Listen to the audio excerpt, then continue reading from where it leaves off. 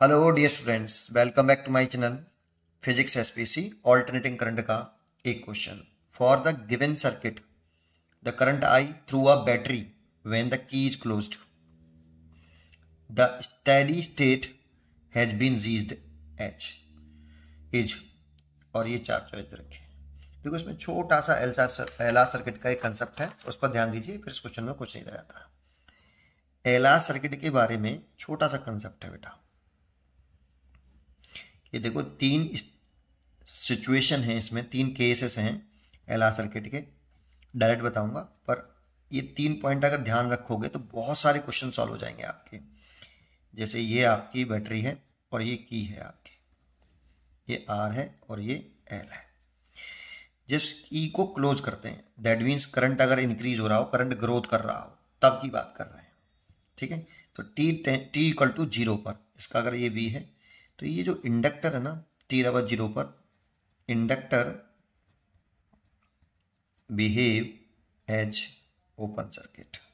इसे हम प्रूव भी कर सकते हैं, अभी प्रूव कर दूंगा। Inductor behave as open circuit, that means ये इंडक्टर कुछ इस तरह से बिहेव करता है बेटा t/0 पर ओपन सर्किट की तरह से। क्यों?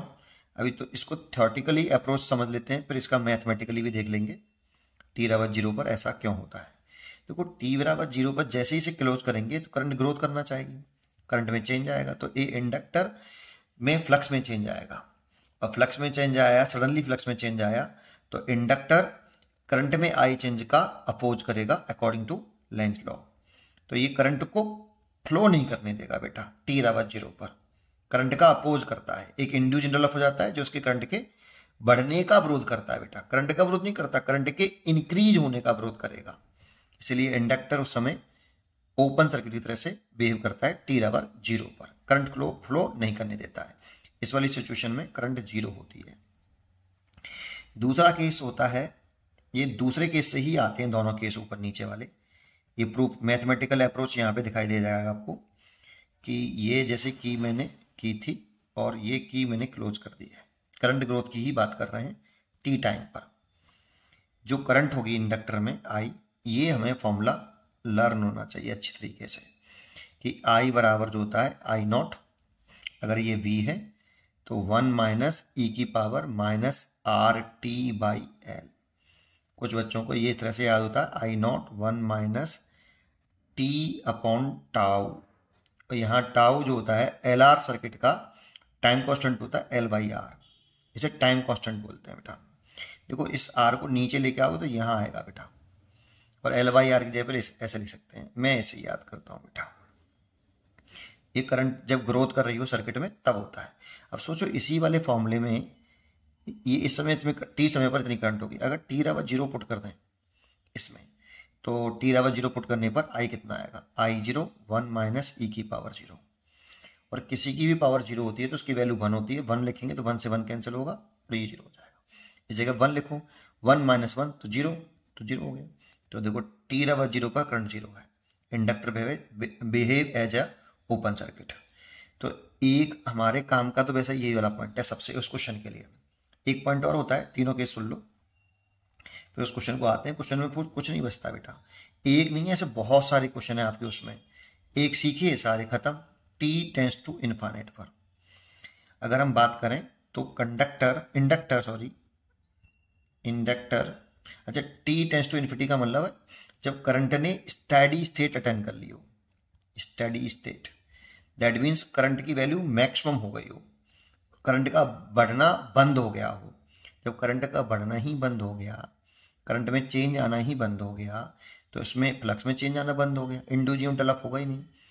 तो इस ये करंट के अब बढ़ने का विरोध करेगा ही नहीं, बढ़ ही नहीं रहा करंट, अपोज ही नहीं करेगा, तो अपोज करना बंद कर दिया इसने।